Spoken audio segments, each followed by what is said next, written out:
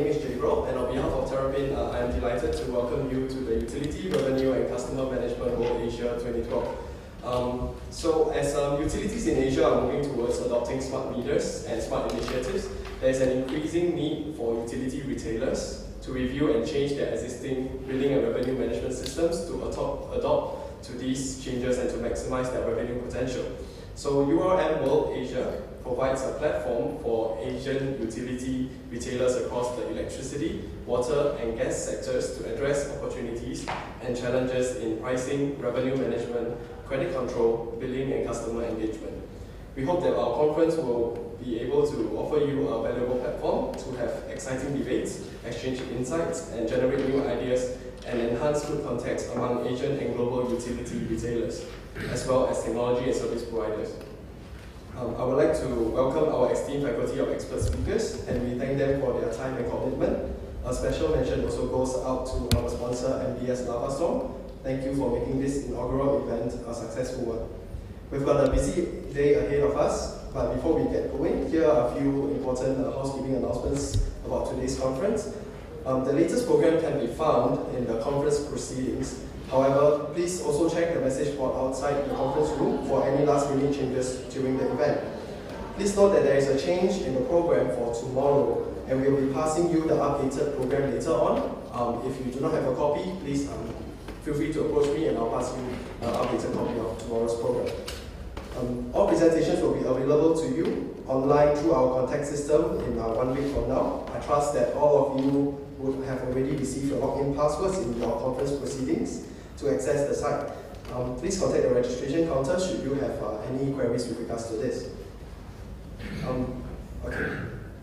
We will be having our awards dinner tonight at 7 p.m. for those who RSVP and have your dinner invitation card. If you have RSVP but you have not received your dinner invitation or table numbers, please approach the registration counter outside.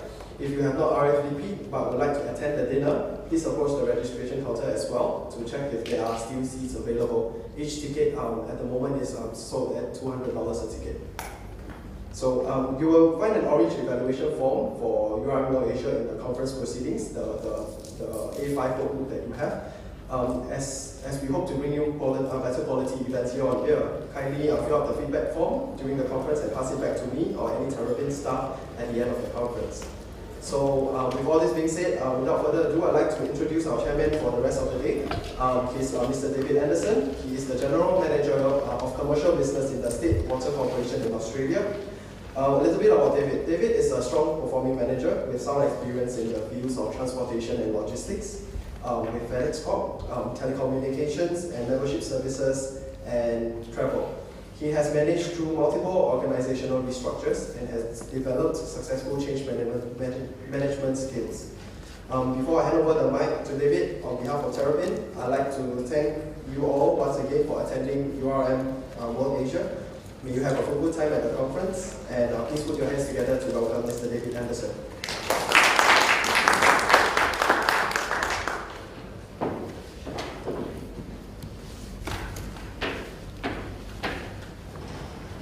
Alrighty, thank you, Jabril, for those kind words, and also stealing most of the thunder of what I was going to say, telling people to fill in their feedback forms. I guess utilities are quite an exciting place to be, I think. As distinct from a lot of other businesses, we get to build our product, if you like, in front of the customer every single time. It's a service business that we're in, and I guess the key to any service business at the end of the day is probably being able to build a customer and collect from the customer, because it's really not a transaction until the customer's paid at the end of the day. So this is kind of the exciting part of the session for me. I want to make sure that everybody feels free to ask questions this afternoon. I will leave it up to the speakers as to whether they would like people to interject as they go along, but I think we've got an intimate enough audience that everybody should feel free to make sure that their individual questions are answered. But we're going to start this afternoon with our keynote presentation from Just Call Me Sam. Sam was awarded the undergraduate scholarship from Singapore Power and joined them in 1997 as an electrical engineer after graduating from the National University of Singapore. He was posted to Power Supply Limited and participated in the design of the Singapore electricity market and would we say, in the design of the electricity market, there's some knowledge that you're taking advantage of right now, and played a part to prepare power supply for their role as a market support services licensee. In 2000, he joined Tuas Power Limited to start up their retail business and moved on to join Air Products Asia to assume the role of regional energy manager in Asia. In June 2009, he joined Power Seraya as a Vice President of Retail. Please join me in welcoming Sam to give a presentation on driving business profitability through effective and competitive retail strategies.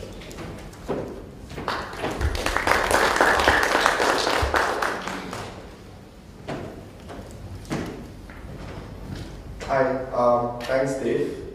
I think like Dave mentioned, we have an intimate enough audience. So as I go through the presentation, at any point of time, if you have a question, just raise your hand, we can have a discussion. All right. Before I start, I would just like to take a couple of seconds to introduce the wonderful company that I work for. It's actually YTL Group. YTL is actually a Malaysian company.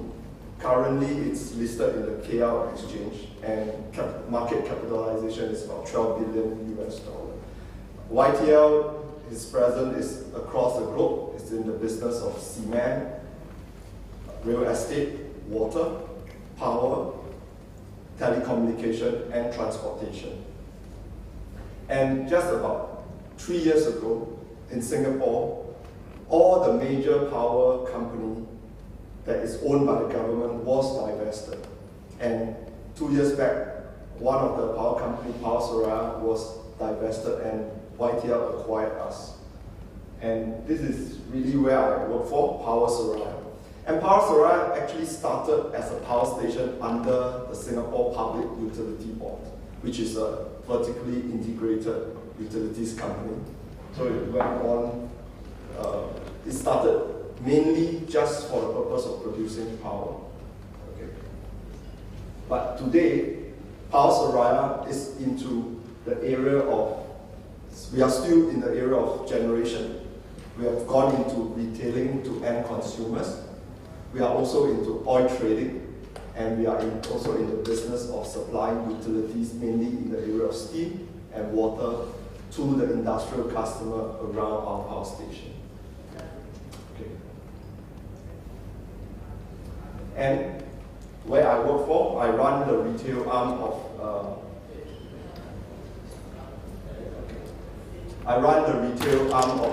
Power Seraya. At the moment, we have got about 5,000 to 6,000 customers, which is about 1/3 of the entire contestable market.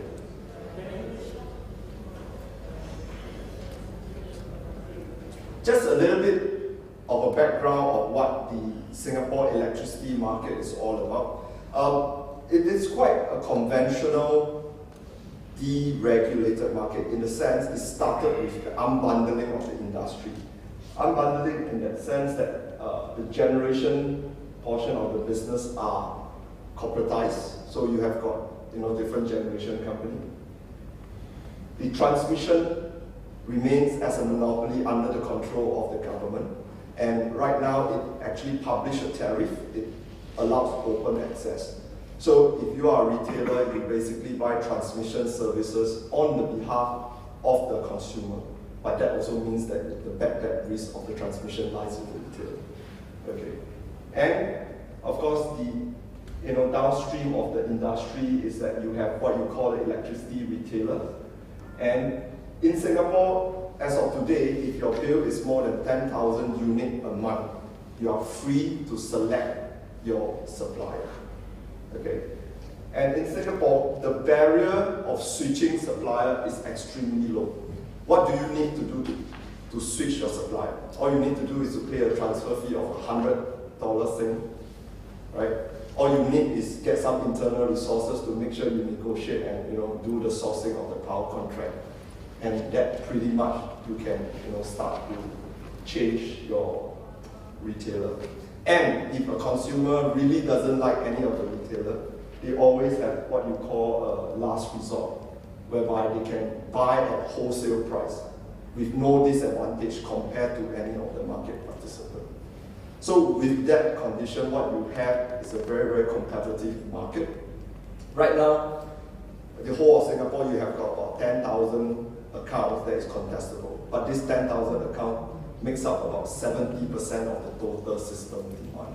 So it's a small number of accounts, but very, very high value type of sales within this account. And in the market currently, what you also see is that most of the customers, because of the low barrier of switching, most customers will have 6 to 18 months type of contract. So to us, retailer, it's quite a change in the way we work. In the past, a customer open an account, he stay with you forever and ever. But now, a customer comes to you, you celebrate for the first week. 3 months down the road, you better start to think about how are you going to get him for the next contract. So it's really a different ballgame altogether. Okay.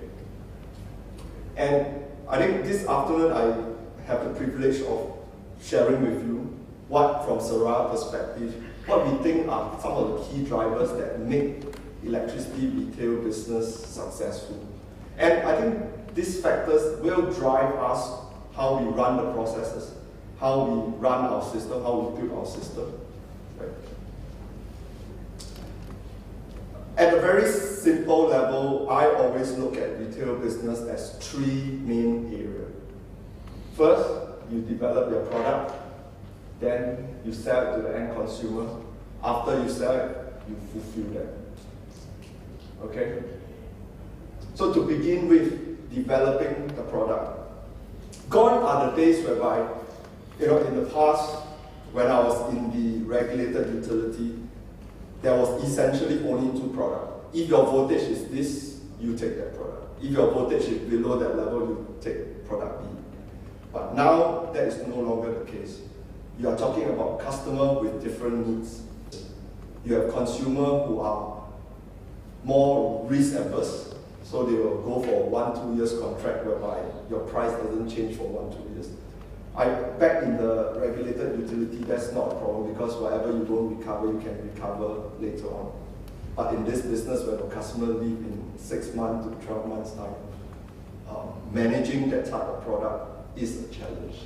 You have got other consumers who are slightly more, they take a better understanding of the market. So they are more creative in wanting to pack their pricing to a certain indices to the market. And as the year goes by, you have got more and more consumers wanting a hybrid of everything. So that sort of adds on to the challenge of your product creation. And personally, I believe that moving forward from a private, competitive retailer, we need to continue to innovate. And if you look at the way energy pricing is going ahead, a lot more product has got to now intervene with the way consumer is consuming their power. In maybe another couple more years, when smart grid comes into the picture, it will mean that there might be more services retailer can actually introduce to the consumer. And all this will help to optimize your revenue. And all this, if you do not go into that, then what you are saying is that I'm going to rely my competition on solely on prices. That is something that everybody has got to think about. Or at least everybody in Singapore has to think about. Okay. Pricing, you create the product. Unfortunately, the world is not perfect. The pricing of that product changes. Let me just give you an example.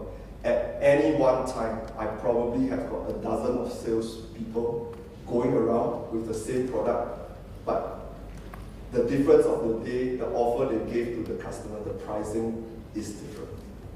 So how does your system, how does your process ensure your pricing signal doesn't misalign with the market? How do we ensure that doesn't misalign with the trading team that is behind? So that's a great challenge, and that is on the volatility of the market. There's also a consideration that you do not want to put too much money on the table. I mean, winning a contract is good, but we must make sure that we win a contract that you can still make money. That's extremely important. So pricing is a very, very integral part of the development. You can create the best product, but if you price it wrongly, not much of a business.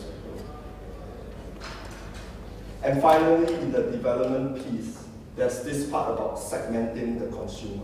I think most of us in the utility business would be very, very familiar with the conventional segmentation parameter. You segment basically by the size of the customer, by the spend.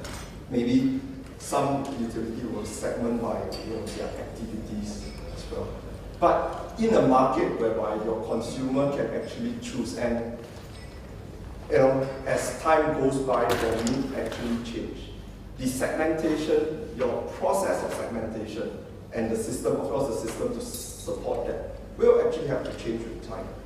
One of the examples that right now we are also looking into how we are segmenting the customer is really the risk appetite of the purchasing manager.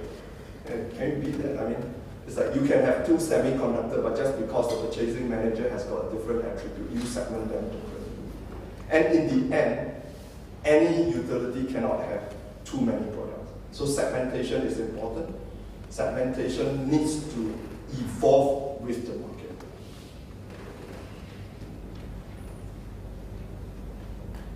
No, it's not working.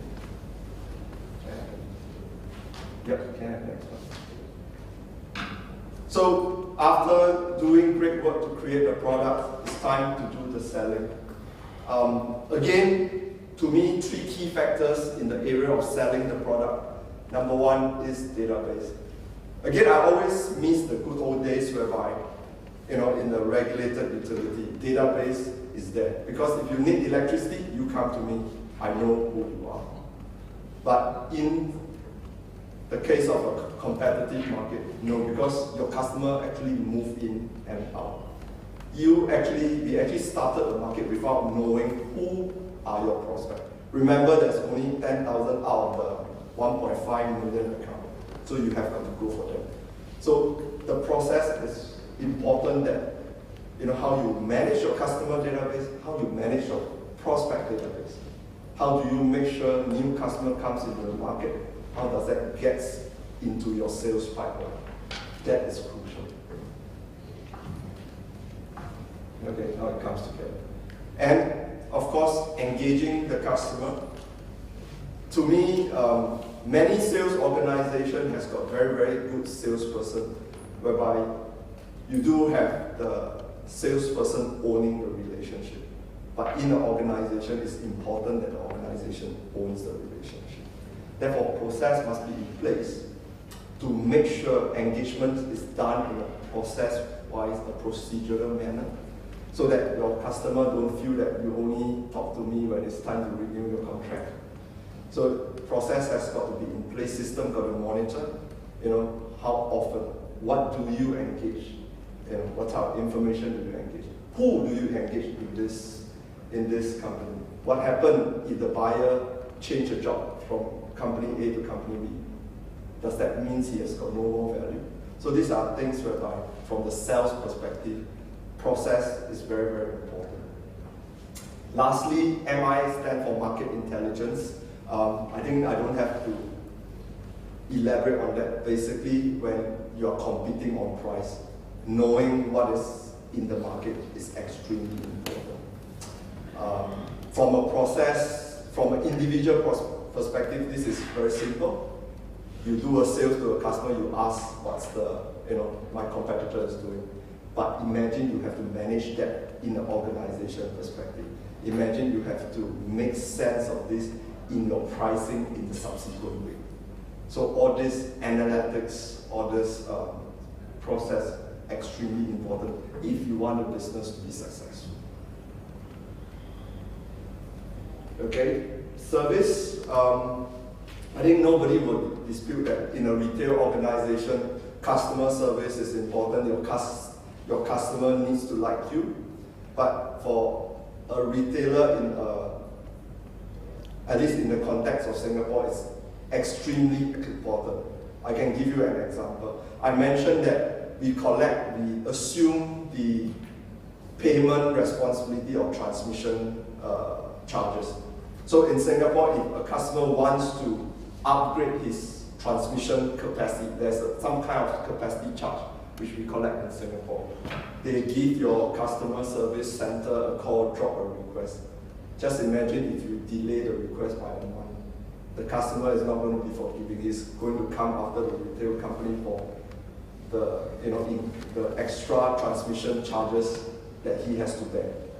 And most of you probably know that from a retail margin perspective, it's not that big. You probably need a lot of customers just to make up for that.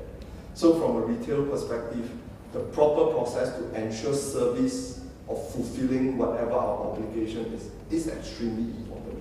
Yes, we do not have the obligation of ensuring the reliability of power, but the administrative part, the account administration, the information transfer between the various parties in the system is extremely important, because it can mean that not only you get your financially losses, you also lost the customer, because the customer will never want to trust you anymore. Collection. I think it's a big part to all utility, but in Singapore, this is something, to us, Seraya Energy, this is something that's extremely important. As of today, in Singapore, electricity prices is probably about $270 per megawatt hour. Okay, more than 98% of this are either your fuel costs, your transmission costs, and your third-party costs. So in actual fact, the margin is very, very thin. Any cases of default is going to hit us very, very badly.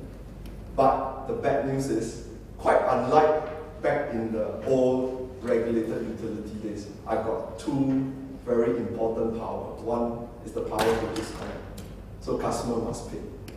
Today, Singapore retailer don't have that luxury. I can't do that. In the past, my second ability is that I can demand a security. If you don't pay your security first, you will never get your supply start flowing. Under a competitive market, you will get a lot of questions, because there will be players outside there who is willing to challenge the limit.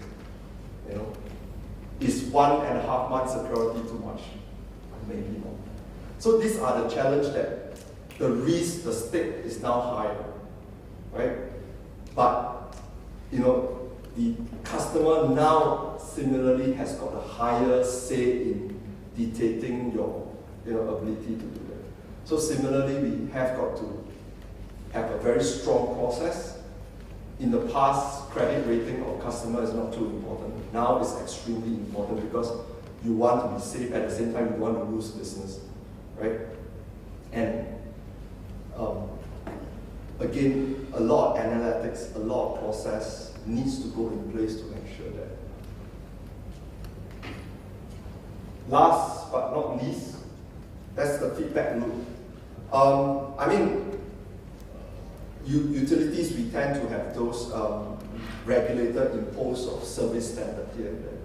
But from a private retailer perspective, feedback is particularly important.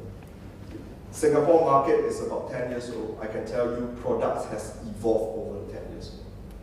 There are years whereby the company makes good money, but customers are unhappy. So where do you go from there? Feedback is extremely important. So again, process has got to be designed around getting genuine feedback. System got to be catered for when you have got all this feedback. How do you manage them? How do you manifest them to meaningful signal for the management to make the right moves? Right? So all in all, 3 areas, 9 pillars. Seraya Energy believe that these are the key focus whereby an electricity retail business need to be successful. However, a very underlying spirit behind implementing the 9 pillars is actually putting the customer first. And that's something whereby you can design many products, but on a longer term, if the team designing the product doesn't have putting value creation for the customer, You know, if you do your engagement service just to clock in the indicators to satisfy a certain regulator KPI, that's not going to work. So a huge part of Seraya's strategy and investment is actually on the people itself, on the way in each of the 9 pillars, the objective will always have an element whereby does your objective create value to the consumer? So it's always consumer value. After that, if I want to do this, how do I make money out of it? So that has got to come first. With that, I'd like to thank you for your attention, and if there's any question. Are you using real-time? So are you using any real-time channels? For example, I don't know, some kind of a monitor which you can actually communicate with your customers online and things like that? Right now, the government is actually going through a test bid to introduce, basically trying to use more ICT to see whether can we get more feedback. And I mean, we know the term smart grid. So I think Singapore will be going to that direction. Seraya Energy is going on that direction. Personally, I believe that what is missing is that at the moment, the technology is there, but what we haven't quite answered the question is that what can we do for the customer? What is in that communication that can make the customer behavior change so that they can create the value? So yes, I would love to see that, but we are not there yet. The market, the regulator has always taken the position that the end point of this Singapore market is full contestability. I think along the way we have seen initiative from the government. I think 2 years back they talked about the electric, the vending, the metering, the prepaid meter. I think that has got some problem. But my interaction with the regulator, I think they are continuing to work towards having the market fully open. But in the nearer term, right, I believe there is potential for the contestability threshold to be lower. Today, like I mentioned, if you are a customer, there's 10,000 units. I don't see a problem why that 10,000 cannot go down to 5,000. So automatically, you will increase another 30,000, 40,000. So I can't speak for the regulator, but I think directionally they are heading that direction. Thank you, Sam, for the presentation. My first question is, in such an open market with challenging environment in the retail business, what are the incentives offered by your company to keep the current customers or attract new ones? Okay. What are the incentives? I think for the last 10 years, one of the key competitive parameter where my customer is looking at is actually price. Because utility at the end of the day, yes, we have a power plant. When it goes to the grid, actually my customer don't really get the electrons that I produce. Right? So one of the key things as an integrated utility company, driving costs down is very, very important. But I also believe that in a market like Singapore, because your fuel mix is not too fantastic, 90% is from natural gas. I mean, how far can you differentiate on the cost? I think the next big wave of winner is going to be in the product. Whether can you supplement the product with different financial tools so that different type of customer have their different needs, and somewhere down the road when you have got a more viable smart grid kind of environment, can you introduce services that actually help the consumer optimize their consumption? I think these are all potential whereby, at least from Seraya's perspective, I think that is going to be the next winning direction that we have to go. So this area, but in the end, is make sure you keep the customer happy, and that's important. Sir, yes. Any innovative products that you are currently working on as part of your strategy? That we probably can have a separate discussion.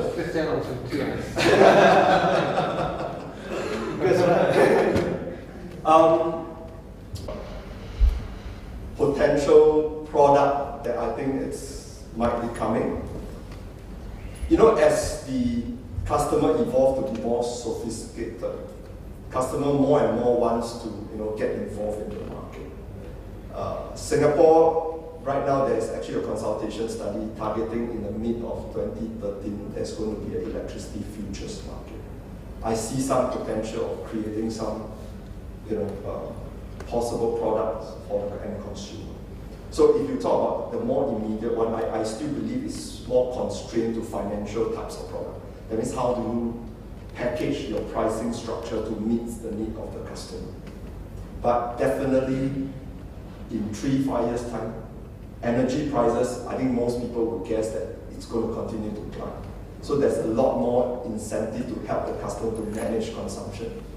There's a lot more incentive to have products that would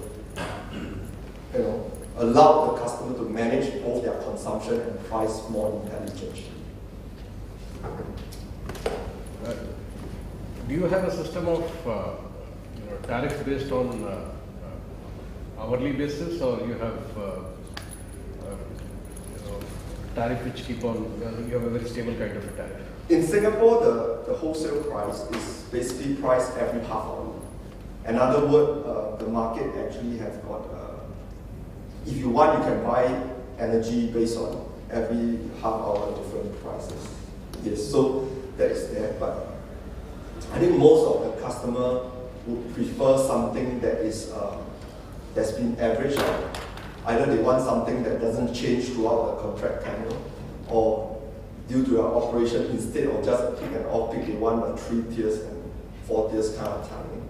So the market basically pretty much allowed you to innovate, so long as you understand what your customer needs. Yeah. Can you share with us how you sort of approach pricing when you present it to the customer? Is it front-end loaded, or is it some kind of flat fee? How do you basically structure your pricing package for your customers? Can you share with us some of your ideas? I think it starts with that segmentation is quite important. So there's a certain segment of the customer like one example could be if you talk about petrochemical customers. To be honest, they don't really like a fixed price. What they like is that their raw material cost is being pegged to their revenue, which is tied to oil price. So you can actually approach it by having an electricity price that's tied back to the fuel cost. Then, of course, this is more the structural portion of it. The other more tricky part is that in the market, what's the demand and supply amount? What can you offer, and that is going to win you the contract versus your competitor.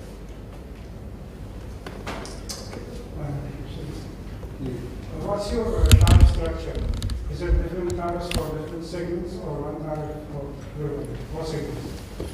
Okay, right now, we have got 3 big groups of tariff. One is the tariff essentially remain unchanged throughout the contract tenure. Okay, but that is the structure. However, when the salesperson go up, customer to customer, the price will differ, because that's dependent on the fuel price, your forward market of that day. That's dependent on how competitive is the market. Then there is the other structure whereby it's actually pegged to fuel-related indices, because there's a huge petrochemical community in Singapore. So that's pegged to that. Even with these two, there is subcategory inside. Some people would like flat rate. That means 24 hours you won't have changes. Some people doesn't mind having a peak and off peak. That's all the permutation. So for majority of my sales, the load, I actually don't have like what was in the past. You just have a low tension tariff and that's it. So long as your voltage is below certain, then you just be happy with that. So I don't actually have that. In Singapore market, I think we are also evolving and we are also getting ready for a smaller customer. And actually, just about half a year back, Seraya Energy actually published a report whereby every quarterly it changes but it also allowed the customer to exit out the tenant anytime they want. So we are moving to the end. That most of the case you're talking about, like the small restaurants, maybe the supermarket, those whereby electricity prices probably isn't really top of their priority. But even for those customers, there are ways, you must think of ways to keep them happy, because they can change. There's been a lot of talk about pricing, but that's always going to be something that hits your margins. Is there an opportunity to differentiate through customer service? So you're providing, outside of the price, you're just providing a better service, whether it's administratively or billing wise. Is that something that you've looked at to try and retain customers maybe at the same price that they would be getting from a competitor? I think that works for a certain segment of the customer. One example is that to some of our customers, we actually help them to serve their tenant. Singapore has got many multi-tenanted buildings. So not only we supply the energy to it, we actually supply the support services to the landlord to on-sell. So of course there are other services in that. And that product itself, I think there is the landlord pay a premium. But again, it's an evolving market. It's nothing so difficult to emulate. So competitor will see, it will come in, competition will drive in, your premium gets dropped. So I think there is value in differentiation, but the key is that don't bank on finding the silver bullet, because it's going to change. It's probably time for me to go. Right. Any of you have got any other question? But thanks a lot for the attention. Thanks, Sam, for his presentation. As he said, you'll have opportunities to ask questions later on, or also when we break. I think I learned a lot more about the Singapore power market. And I think a couple of the key things I got out of Sam's presentation, this needing to continue to innovate. I think that's something that a lot of utilities take for granted. Well, don't take for granted, they don't. They fail to innovate, and I think that's one of the things that utility companies need to do. Segmentation also, to me, what I heard from him is it needs to continue to evolve with the marketplace. I think you can't set your segmentation once and then forget it. And he's probably the first salesperson I've ever heard where sell is number 2. Let's develop the product, sell the product, and then fulfill. Most salespeople I've met in the past are always selling it before they've actually developed it. And then they go and try to work out what it is that they've got, that they've sold to the customer. So again, thank you very much to Sam. Now I'm going to talk a little bit about state water and a little bit about bulk water in Australia, which is a completely different business to what Sam's been talking about. And then I'm going to talk a little bit about what I imagine 360 degrees looks like and where we are going as state water as a business. I'm going to give you opportunities to ask questions as you go through. So pretty much I'm going to give you some information about state water. I'm going to talk about some of the unique challenges that we're going through in our business. And then I'm going to talk about some things that I think you should be thinking about in your journey, and then give you an opportunity to ask questions. State Water is a New South Wales state-owned company, so we're the bulk water supplier for rural New South Wales. We probably look after, well, I'll show you a map in a moment, but we look after a very large geographical area, which is probably about 4 or 5 times the size of Japan. We have 6,500 customers. Our customers are mainly agricultural, mining, some power generation customers that are probably related to Sam or his company, and a large number of town water supplies. We develop or deliver about 4,600 billion litres of water on an annual basis to our customers, which is a large amount of water, and it's quite a large amount of water when the pricing regulator gets it wrong. Our pricing pathway right now is a 4-year pricing pathway, so we go to the pricing regulator every 4 years, go through a process where we argue to the pricing regulator on how much it costs to run our business. They send some external independent people in to audit our business and then decide what is the efficient OPEX and CAPEX for running our business, and then they set the price that we can charge our customers for the next 4 years. Kind of interestingly, during the last 4 years of drought in Australia, the pricing regulator determined that we were going to sell 5,500 billion litres of water every year, or 5,500 GL. We sold less than half that over those 4 years, so considerable impact on our bottom line, and quite a considerable disappointment for our shareholder. Our shareholder, of course, being the New South Wales government. We own about $3.5 billion worth of assets, and as I said, the pricing is set by an independent regulator.